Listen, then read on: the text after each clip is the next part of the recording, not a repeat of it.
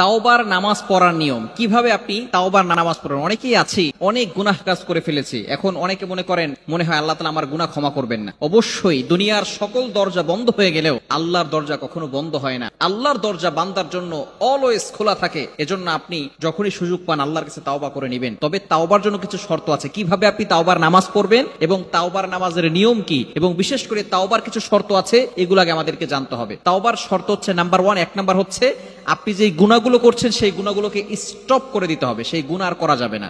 যতগুলো গুনাহ আপনি করেছেন সকল গুনাহ স্টপ করতে হবে। অর্থাৎ আপনি সুদ খাচ্ছেন, আপনি তাওবা করছেন, সুদও খাচ্ছেন, আপনার তাওবা কবুল হবে না। আপনি ঘুষ খাচ্ছেন, তাওবা করছেন, এই তাওবা আল্লাহ তাআলার কাছে অ্যাকসেপ্ট হবে না। আপনি জিনাও করছেন আবার তাওবাও করছেন, এই তাওবা আল্লাহ তাআলার কাছে অ্যাকসেপ্ট হবে না। আপনি হারাম রিলেশনে আছেন আবার আপনি তাওবা করছেন, এই তাওবা আল্লাহ তাআলার কাছে অ্যাকসেপ্ট হবে না।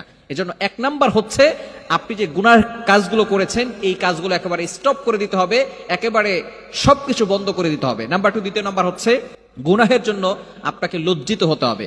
Acknowledgement, you have to acknowledgement, আপনাকে স্বীকারোক্তি দিতে হবে এবং আপনাকে লজ্জিত হতে হবে যে আল্লাহ আমি গুনাহের কাজ করে ফেলেছি। অনুশোচনা যদি আপনার ভিতরে আসে আল্লাহ তাআলা আপনার গুনাহগুলো ক্ষমা করে দিবেন। এবং 3 নাম্বার হচ্ছে মোস্ট ইম্পর্টেন্ট, সেটা হচ্ছে আল্লাহ তাআলাকে কমিটমেন্ট দেওয়া, আল্লাহ আমি আর কখনো এই ধরনের গুনাহের কাজ করব না, আল্লাহকে ওয়াদা দেওয়া। সুতরাং তাওবার শর্ত হচ্ছে এই 3টি। 1 নাম্বার হচ্ছে গুনাহ একেবারে বন্ধ করে দেওয়া, দ্বিতীয় নাম্বার হচ্ছে লজ্জিত হওয়া, তৃতীয় নাম্বার হচ্ছে আল্লাহ তাআলাকে কমিটমেন্ট দেওয়া, আর কখনো গুনাহের কাজ করা যাবে না। তবে 4 নাম্বার আরো একটি শর্ত আছে, সেটা হচ্ছে যদি কোনো ব্যক্তি বান্দার হক নষ্ট করে থাকে তাহলে বান্দার হক তাকে ফিরিয়ে দিবেন। মনে রাখবেন, আল্লাহর হক আপনি নষ্ট করেছেন, নামাজ পড়েন নাই, আপনি রোজা রাখেন নাই, আল্লাহর হক নষ্ট করেছেন, আল্লাহর হক ক্ষমা চাইলে আল্লাহ তাআলা ক্ষমা করে দিতে পারেন। তবে বান্দার হক যতক্ষণ পর্যন্ত বান্দা ক্ষমা না করবে ততক্ষণ পর্যন্ত আল্লাহও তাকে ক্ষমা করবে না। এজন্য অবশ্যই আমাদেরকে সতর্ক থাকতে হবে।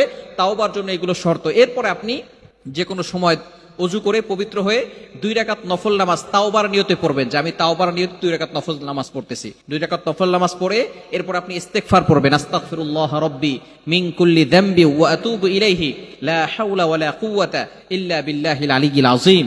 এছাড়া আপনি সাইয়্যিদুল ইস্তেগফারটাও পড়তে পারেন, আল্লাহুম্মা আনতা রাব্বি লা ইলাহা ইল্লা আনতা খলাকতানি ওয়া আনা আবদুকা ওয়া আনা আলা আহদিকা ওয়া ওয়া'দিকা মাসতাতা'তু আউযু বিকা মিন শাররি মা সানা'তু আবুউ লাকা বিনি'মাতিকা আলাইয়া ওয়া আবুউ লাকা বিযামবি ফাগফিরলি ফাইন্নাহু লা ইয়াগফিরুয যুনুবা ইল্লা আনতা। এই সাইয়্যিদুল ইস্তেগফার যে ব্যক্তি দিনে পড়বে ওই দিনে মারা গেলে আল্লাহ পাক রব্বুল আলামিন তার জন্য সরাসরি জান্নাতের ব্যবস্থা করে দিবেন। এজন্য এই দোয়াটা পড়ে এরপরে আপনি তাওবার নামাজ পড়ে ইস্তেগফার পড়ে আপনি আল্লাহর কাছে দোয়া করবেন। আপনার দোয়াগুলো আল্লাহর কাছে বলবেন, আপনার গুনাহের জন্য ক্ষমা চাবেন এবং আপনি যে লজ্জিত হয়েছেন সেটা আল্লাহর কাছে বলবেন। এরপর আপনি আল্লাহকে কমিটমেন্ট দিবেন।